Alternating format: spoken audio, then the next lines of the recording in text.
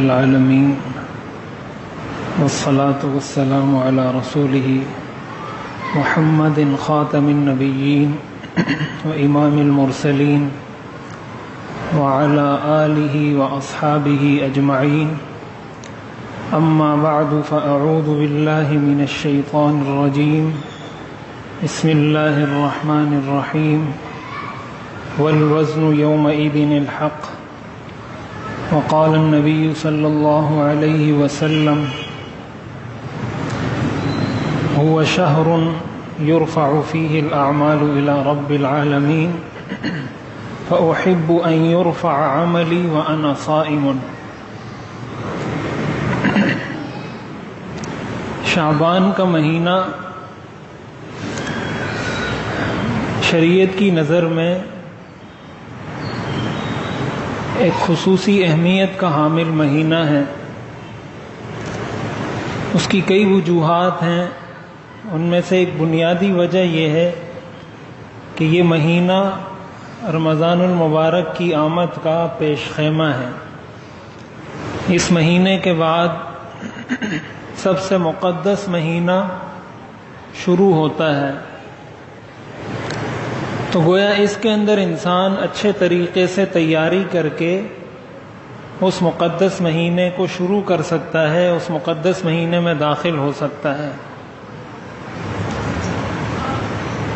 اور اس کے اندر رمضان کی تیاری کرنی بھی چاہیے.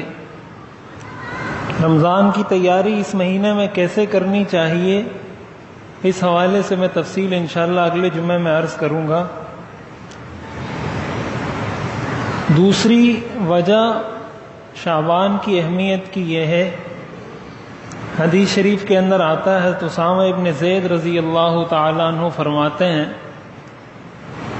کہ میں نے حضور علیہ الصلاۃ والسلام سے پوچھا، لم ارک تصوم شہرا من الشہور ما تصوم من شعبان، کہ میں نے آپ کو شعبان کے علاوہ کسی مہینے میں اتنی کثرت سے روزے رکھتے ہوئے نہیں دیکھا. یعنی جتنی کثرت سے آپ شعبان کے مہینے میں روزے رکھتے تھے اور کسی مہینے میں اتنی کثرت سے آپ نفلی روزے نہیں رکھا کرتے تھے. تو انہوں نے حضور علیہ الصلاۃ والسلام سے پوچھا کہ آپ ایسا کیوں کرتے ہیں، شعبان میں آپ اتنی کثرت سے روزے کیوں رکھتے ہیں؟ حضور علیہ الصلاۃ والسلام نے ارشاد فرمایا، ذالک شہر یغفل الناس عنہ بین رجب و رمضان، کہ یہ وہ مہینہ ہے جس سے بہت سارے لوگ غفلت میں پڑے ہوئے ہیں. بہت سارے لوگوں کو اس مہینے کی اہمیت کا پتہ نہیں ہے، اور یہ مہینہ رجب اور رمضان کے درمیان ہے. یعنی رجب کے بعد آتا ہے اور رمضان سے پہلے آتا ہے. اور پھر آگے آپ نے اس کی وہ خصوصیت بیان فرمائی. آپ نے فرمایا، وَهُوَ شَهْرٌ يُرْفَعُ فِيهِ الْأَعْمَالُ إِلَى رَبِّ الْعَالَمِينَ، یہ وہ مہینہ ہے جس میں انسان کے اعمال اللہ کے سامنے پیش کیے جاتے ہیں. اللہ کی بارگاہ میں انسان کے اعمال اس مہینے میں پیش ہوتے ہیں. فَأُحِبُّ أَن يُرْفَعَ عَمَلِي وَأَنَا صَائِمٌ، تو مجھے یہ بات پسند ہے کہ میرے اعمال اللہ کی بارگاہ میں اس حال میں پیش ہوں کہ میں روزے سے ہوں. اس میں آپ نے شعبان کے مہینے کی یہ دوسری خصوصیت بتائی کہ اس مہینے میں انسانوں کے اعمال اللہ کی بارگاہ میں پیش ہوتے ہیں. تو ظاہر ہے جس حال میں انسان ہوگا اس کے اس حال کا بھی تذکرہ ہوتا ہے کہ اس وقت وہ اس حال میں ہے. فلاں کا جب اعمال نامہ پیش کیا جا رہا ہے تو وہ اس وقت اس حال میں ہے، اس کا اعمال نامہ پیش کیا جا رہا ہے تو وہ اس وقت نماز پڑھ رہا ہے، اس کا اعمال نامہ پیش کیا جا رہا ہے تو وہ کسی گناہ میں مبتلا ہے. ہر آدمی کے اعمال پیش ہو رہے ہیں. اب ظاہر ہے جس کے اعمال جس حالت میں پیش ہوں گے تو اسی حساب سے اس کے ساتھ پھر برتاؤ کیا جاتا ہے۔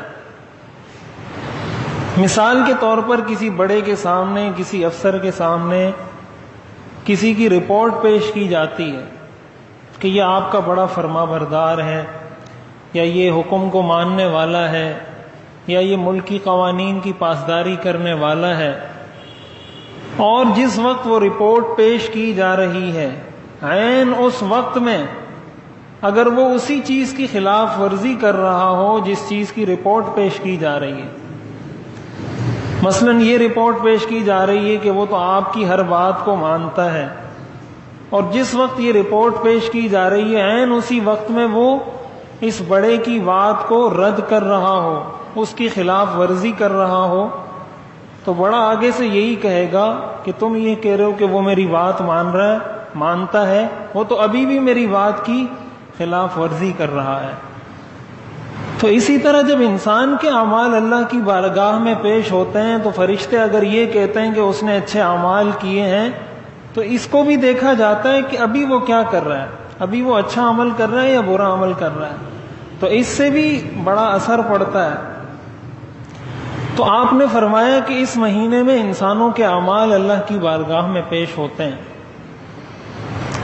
انسانوں کے اعمال 3 مراتب میں اللہ کی بارگاہ میں پیش ہوتے ہیں۔ ایک تو یومیہ بنیاد پر بھی انسانوں کے اعمال اللہ کی بارگاہ میں پیش ہوتے ہیں، ایک عصر کے وقت اور ایک فجر کے وقت وہ فرشتے جمع ہوتے ہیں۔ بخاری اور مسلم کی روایت ہے کہ فرشتے آتے ہیں فجر کے وقت، جنہوں نے پورا دن ڈیوٹی کرنی ہے، پورا دن اعمال لکھنے ہیں، وہ صبح کی نماز کے وقت آتے ہیں، اور جنہوں نے عصر سے لے کر فجر تک ڈیوٹی کی ہوتی ہے وہ چلے جاتے ہیں اور اللہ کی بارگاہ میں اعمال پیش کر دیتے ہیں کہ آج کے عصر سے لے کر فجر تک اس نے یہ کام کیے ہیں۔ پھر عصر میں دوبارہ وہ آ جاتے ہیں، جنہوں نے پورا دن ڈیوٹی کی ہوتی ہے وہ چلے جاتے ہیں، اور عصر میں اللہ کی بارگاہ میں پیش ہو کر انسان کے اعمال کی رپورٹ پیش کرتے ہیں کہ فجر سے لے کر عصر تک فلاں بندے نے یہ کام کیے ہیں۔ یہ بخاری اور مسلم کی روایت ہے۔ اسی لیے فجر اور عصر کی اہمیت کو قرآن اور حدیث میں زیادہ بیان کیا گیا ہے کہ ان نمازوں کی اہمیت بہت زیادہ اس لیے ہے کہ اس میں یہ دونوں فرشتے جمع ہوتے ہیں، تو جب یہ اللہ کی بارگاہ میں پیش ہوتے ہیں تو یہ کہتے ہیں کہ ہم جب گئے تھے تب بھی وہ نماز پڑھ رہا تھا، اور جب ہم آ رہے تھے تب بھی وہ نماز پڑھ رہا تھا، جب گئے تھے تو فجر کی نماز پڑھ رہا تھا، جب آئے تو عصر کی نماز پڑھ رہا تھا، جب گئے تھے تو عصر کی نماز پڑھ رہا تھا، جب واپس آئے تو فجر کی نماز پڑھ رہا تھا۔ تو ایک تو یومیہ بنیادوں پر اعمال پیش ہوتے ہیں،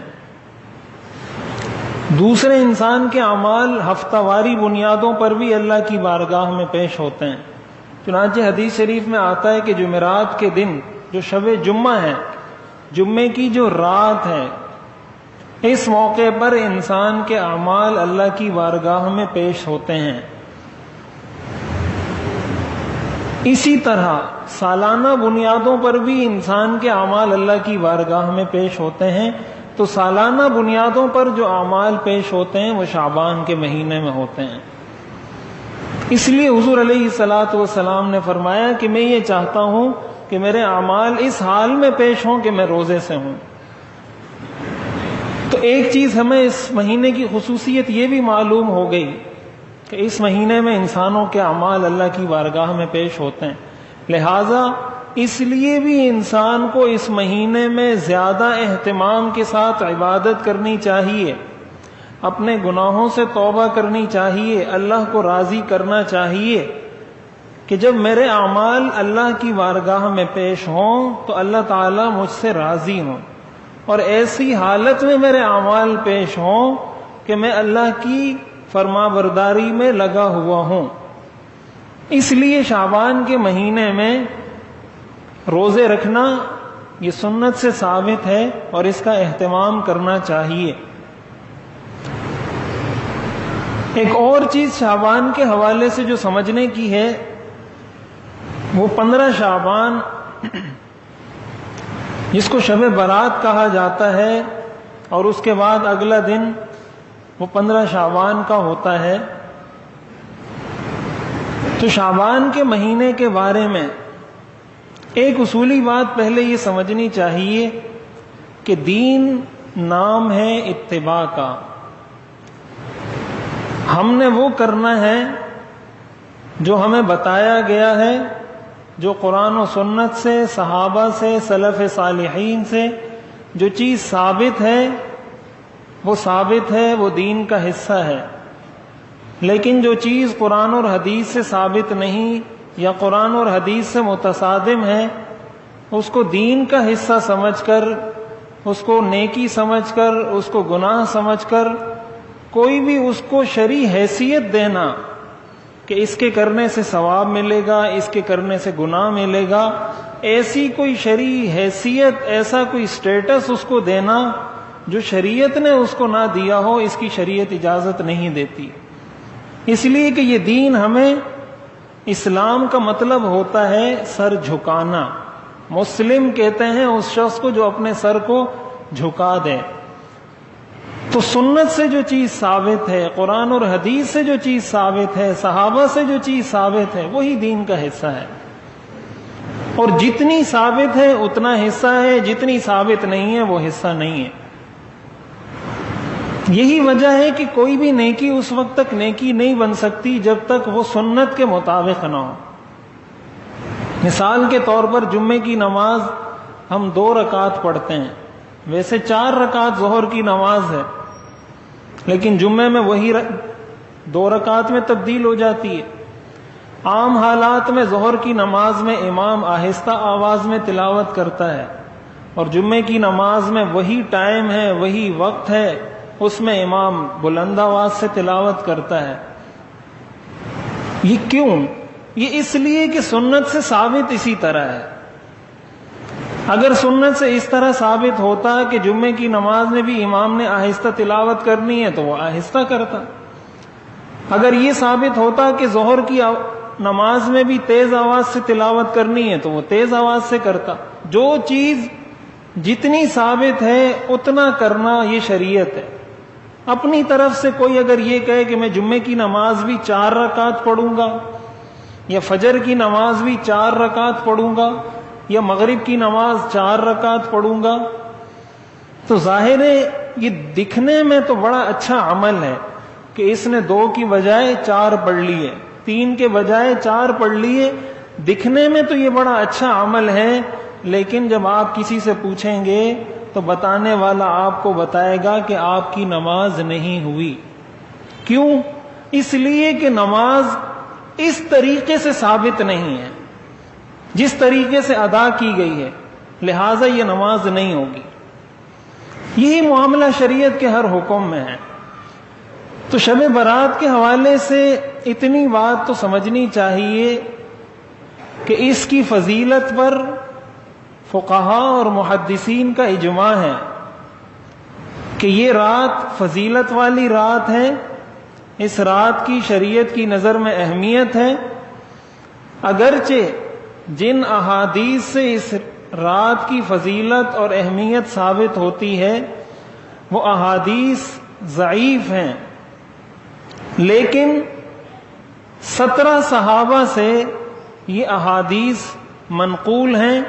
17 صحابہ نے اس رات کی فضیلت اور اس رات کی اہمیت کو نقل کیا ہے، اور یہ محدثین کا اصول ہے کہ جب ایک ضعیف حدیث بہت سارے راوی اس کو نقل کریں، ایک صحابی بھی نقل کرے، دوسرے صحابی بھی نقل کریں، تیسرے بھی نقل کریں، جب متعدد طرق سے کوئی حدیث ضعیف اگرچہ ہے لیکن متعدد طرق سے وہ حدیث نقل کی جائے تو وہ حدیث قابل عمل ہوتی ہے، اور پھر فضائل کے اندر اس سے استدلال کیا جا سکتا ہے۔ اسی لیے امت کا، امت کے فقہاء کا، امت کے محدثین کا اس بات پر اتفاق ہے کہ یہ رات اہمیت والی رات ہے، اس رات کی فضیلت ثابت ہے، اور اس رات کو اللہ کی عبادت سے آباد کرنا چاہیے، اس رات میں زیادہ اہتمام کے ساتھ کوشش کرنی چاہیے کہ انسان اللہ کو راضی کرے۔ چنانچہ بعض روایات میں آتا ہے کہ اس ایک رات میں اللہ تعالی، حدیث میں آتا ہے، بعدد شعور غنم کلب، قبیلہ کلب کی بکریوں کے بالوں کے برابر انسانوں کی اللہ تعالی مغفرت فرما دیتے ہیں۔ اسی طرح ایک روایت میں آتا ہے کہ اللہ تعالیٰ اس رات میں متوجہ ہو کر انسانوں سے فرماتے ہیں، حل من مستغفر فاغفر لہ، کیا کوئی مغفرت طلب کرنے والا ہے جس کی میں مغفرت کروں؟ کیا کوئی رحم طلب کرنے والا ہے جس پر میں رحم کروں؟ اور اس رات میں مشرک کی مغفرت نہیں ہوتی، اس شخص کی مغفرت نہیں ہوتی جو اپنے دل میں کسی مسلمان کے لیے کینہ رکھتا ہو، اس شخص کی مغفرت نہیں ہوتی جو والدین کا نافرمان ہو، اور ایک روایت میں آتا ہے اس شخص کی مغفرت نہیں ہوتی جو شلوار کو ٹخنے سے نیچے رکھتا ہو۔ تو اتنے فضائل تو اس کے ثابت ہیں۔ اسی کے ساتھ دوسری بات یہ سمجھنے کی ہے کہ یہ بات تو ثابت ہے کہ اس رات کی اہمیت ہے، اب اس کا طریقہ کار کیا ہے؟ اس کا طریقہ کار یہ ہے کہ انسان اس رات میں تہجد پڑھ لے، نوافل کا اہتمام کر لے، قرآن کریم کی تلاوت کا اہتمام کر لے، کچھ صدقہ دے دے، جتنی عبادات اس کے ذہن میں آتی ہیں سب میں سے تھوڑا تھوڑا کر لے، اس نیت سے کہ یہ برکت والی رات ہے تو مجھے ہر کام میں کچھ نہ کچھ برکت نصیب ہو جائے گی۔ اور یہ امت کا اس پر تعامل رہا ہے، صحابہ کے دور میں، تابعین کے دور میں، تبع تابعین کے دور میں، اس وقت سے سارے مسلمان اس کا اہتمام کرتے آ رہے ہیں۔ تو امت کا تعامل کسی چیز پر یہ خود حجت ہوا کرتا ہے۔ لیکن دوسری بات یہاں سمجھنے کی یہ ہے کہ اس رات کی کوئی مخصوص عبادت سنت سے ثابت نہیں ہے، یعنی اس رات میں کوئی مخصوص عبادت بتلانا کہ اتنی رکعت پڑھیں گے تو اس سے یہ ثواب ملے گا، اتنی رکعتیں پڑھیں گے یا اس طریقے سے پڑھیں گے یا یہ کریں گے، یہ چیز قرآن اور حدیث سے ثابت نہیں ہے۔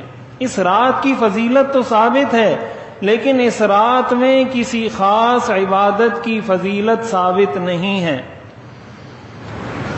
تیسری بات یہ سمجھنے کی ہے کہ یہ بات جو نفل نماز ہوتی ہے اس کی جماعت کرنا، اس کو فقہا نے مکروہ تحریمی لکھا ہے۔ مکروہ تحریمی کا مطلب حرام ہوتا ہے، یہ حرام ہے، مکروہ تحریمی ہے۔ تو اس رات میں جو مساجد کے اندر باجماعت نفل نماز کا اہتمام کیا جاتا ہے یہ بھی ناجائز ہے، اس کی شریعت میں اجازت نہیں ہے۔ باجماعت نماز وہی ہے جو ثابت ہے، فرض کی جماعت ثابت ہے، تراویح کی جماعت ثابت ہے، جو بارش کے لیے دعا کی جاتی ہے صلاۃ الاستسقاء اس کی جماعت ثابت ہے، نماز جنازہ کی جماعت ثابت ہے۔ جو جماعت جس نماز کی ثابت ہے وہ تو ثابت ہے، لیکن عام نفل نمازوں کی جماعت کرنا یہ ناجائز ہے، مکروہ تحریمی ہے، اس لیے اس سے بھی بچنا چاہیے۔ اس رات میں بہت ساری جگہوں میں، بہت سارے مقامات پر اس چیز کا باقاعدہ اہتمام کیا جاتا ہے لوگوں کو جمع کر کے۔ اور یہ پچھلے سال جب 14 اگست تھا تو اس موقع پر بھی ہمیں یہ بہت سارے لوگوں نے پوچھا کہ اسکولوں کے اندر لوگ باجماعت شکرانے کے نوافل ادا کر رہے ہیں، تو ٹھیک ہے 14 اگست پر شکرانے کے نوافل اگر کوئی ادا کرتا ہے تو ادا کر سکتا ہے، لیکن اس کی جماعت کرنا، چاہے وہ 14 اگست کے موقع پر ہو، چاہے وہ شب برات کے موقع پر ہو، چاہے وہ کسی اور موقع پر ہو، نوافل کی جماعت ثابت نہیں ہے، اس لیے اس سے بھی احتراز کرنا چاہیے۔ چوتھی بات یہ سمجھنے کی ہے کہ 15 شعبان کا روزہ رکھنا، ایک تو اس رات کی اہمیت ہے، اور اس رات کی اہمیت کے حوالے سے ایک بات یہ بھی عرض کر دوں کہ اس رات لوگ بکثرت اور بڑے اہتمام سے قبرستان جاتے ہیں۔ حضور علیہ الصلاۃ والسلام سے اپنی پوری زندگی میں ایک مرتبہ اس رات قبرستان جانا ثابت ہے۔ اور شریعت جیسے میں نے عرض کیا، شریعت اس چیز کا نام ہے جو چیز جتنی ثابت ہے اتنا اس پہ عمل کیا جائے۔ تو اگر کوئی پوری زندگی میں ایک مرتبہ اس نیت سے اس رات میں قبرستان چلا جاتا ہے کہ حضور علیہ الصلاۃ والسلام بھی ایک مرتبہ تشریف لے گئے تھے، تو وہ جا سکتا ہے اور اس کو سنت پر عمل کا ثواب ملے گا۔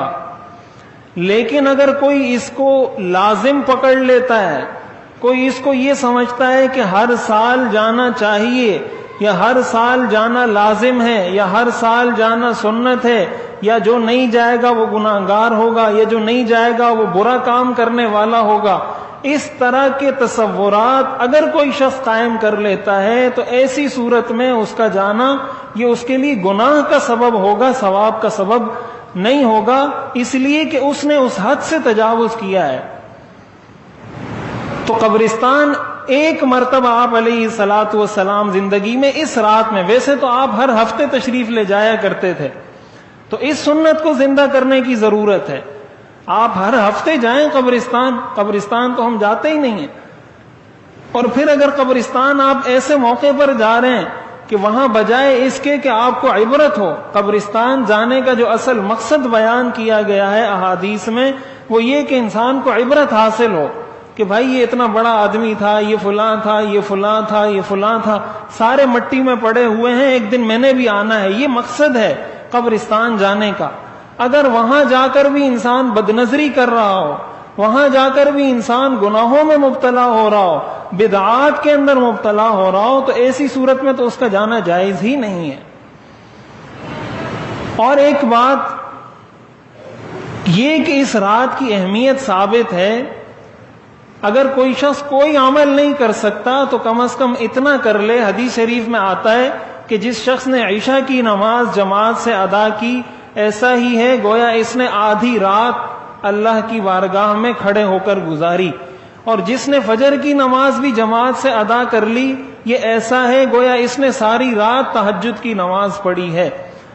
اور کچھ نہیں کر سکتا، یہی اہتمام کر لے کہ عشاء کی نماز بھی جماعت سے ادا کرے، فجر کی نماز بھی جماعت سے ادا کرے۔ کچھ نہیں کر سکتا، کم از کم باوضو ہو کر سنت کے مطابق سو جائے، یہی اس کے لیے کافی ہے۔ 15 شعبان کے روزے کے حوالے سے یہ عرض کروں کہ 15 شعبان کے روزے کی الگ سے کوئی خصوصیت اور فضیلت قرآن اور حدیث میں ثابت نہیں ہے، لہٰذا اگر کوئی اس نیت سے روزہ رکھتا ہے کہ 15 شعبان کا روزہ رکھنا الگ سے کوئی ثواب رکھتا ہے تو یہ بات ٹھیک نہیں ہے۔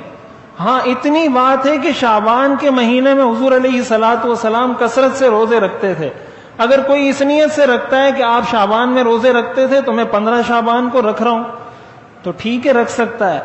دوسری وجہ یہ بھی ہے کہ حضور علیہ الصلاۃ والسلام کا یہ معمول تھا کہ آپ ہر اسلامی مہینے کے جو 3 تاریخیں تھی 13، 14، 15 جن کو ایام بیز کہا جاتا ہے، ہر مہینے آپ یہ 3 روزے رکھا کرتے تھے، اور یہ آپ کا ہمیشہ کا معمول تھا۔ سفر میں بھی آپ یہ روزے رکھتے تھے، جب مقیم ہوتے تھے تب بھی روزے رکھتے تھے۔ تو یہ 15 شعبان بھی ان تاریخوں میں سے ایک تاریخ ہے۔ اگر اس وجہ سے بھی کوئی رکھتا ہے کہ یہ ان 3 دنوں میں سے ایک دن ہے تو مجھے ایام 20 کی فضیلت حاصل ہو جائے گی، تب بھی ٹھیک ہے۔ اس وجہ سے رکھتا ہے کہ شعبان کے مہینے میں روزہ رکھنا فضیلت رکھتا ہے تو رکھتا ہے، تب بھی ٹھیک ہے، لیکن اس نیت سے کہ اس دن کی الگ سے شریعت میں کوئی خاص فضیلت ہے، اس نیت سے روزہ رکھنا یہ ثابت نہیں ہے، لہذا اس نیت سے روزہ نہ رکھا جائے۔ تو یہ وہ چند چیزیں ہیں جس کو سمجھنا چاہیے۔ اور ایک آخری بات یہ کہ اصل اس رات کا مقصد یہ ہے کہ انسان اس میں اللہ کو راضی کر لے، اس لیے کہ اس میں اللہ تعالیٰ انسان کی مغفرت فرماتے ہیں، اور شیطان کی چال یہ ہوتی ہے کہ اس رات میں کسی طرح اس کو گناہوں میں مبتلا کر دے۔ اب بدعات یہ گناہ کبیرہ ہے، اب بدعات میں اگر اس نے مبتلا کر دیا، اب حدیث میں تو یہ آتا ہے کہ اللہ تعالیٰ قبیلہ کلب کی بکریوں کے جسم پر جتنے بال ہیں ان بالوں کی مقدار میں انسانوں کو بخشتے ہیں، تو اسی رات میں اگر کوئی شخص بدعات میں مبتلا ہو جاتا ہے، گناہوں میں مبتلا ہو جاتا ہے، اس کا مطلب شیطان اپنی چال میں کامیاب ہو گیا۔ اللہ تعالیٰ تو اس انسان کی مغفرت کرنا چاہتا تھا، اور شیطان نے اسی اہمیت والی رات میں جس کی اہمیت ثابت ہے اس میں اس سے ایسا کام کروا دیا جو اس کی مغفرت کے بجائے اور جہنم سے قریب ہونے کا ذریعہ بن گیا. تو جو چیز جتنی ثابت ہے اس کو شریعت سمجھ کر اس پر عمل کا اہتمام کرنا چاہیے. اور اس رات میں ایک چیز یہ کہ ہمارے ہاں بجائے اس کے کہ اللہ کو راضی کیا جائے، ایک تو بدعات بہت کثرت سے، کوئی حلوہ پکاتا ہے، کوئی کیا کرتا ہے، کوئی کیا کرتا ہے، اور اس کو ثواب کی نیت سے یا فضیلت کی چیزیں سمجھتے ہیں. یہ چیزیں ثابت نہیں ہیں. دوسرے نمبر پر اس رات میں آتش بازی کی جاتی ہے، پٹاخے پھوڑے جاتے ہیں. اب اس کا اس رات سے کیا تعلق ہے؟ اس چیز کا اسلام سے کیا تعلق ہے کہ آپ پیسے بھی ضائع کر رہے ہیں، لوگوں کو بھی تکلیف پہنچا رہے ہیں، لوگوں کی نیند بھی خراب کر رہے ہیں، اور آپ یہ سمجھ رہے ہیں کہ میں شب برات منا رہا ہوں، اس میں پٹاخے پھوڑوں گا تو مجھے کوئی فضیلت حاصل ہو جائے گی. تو جو کرنے کے کام ہے اس سے شیطان ہمیں اس لیے ہٹانا چاہتا ہے کہ اس کی ساری زندگی کی محنت ایک اللہ کی مغفرت سے ختم ہو جاتی ہے، تو وہ ان کاموں میں لگاتا ہے. یہ والدین کی ذمہ داری ہے، اپنے بچوں کو سمجھائیں. اساتذہ کی ذمہ داری ہے، اپنے بچوں کو سمجھائیں. یہ چیزیں تربیت کا حصہ ہونی چاہیے. جب بچوں کو یہ چیزیں سکھائیں گے تو وہ سیدھی راہ پر چلیں گے اور جو غلط راہیں ہیں ان سے بچنے کی کوشش کر سکیں گے. اللہ تعالی ہمیں عمل کرنے کی توفیق عطا فرمائے. وآخر دعوانا ان الحمد للہ رب العالمین.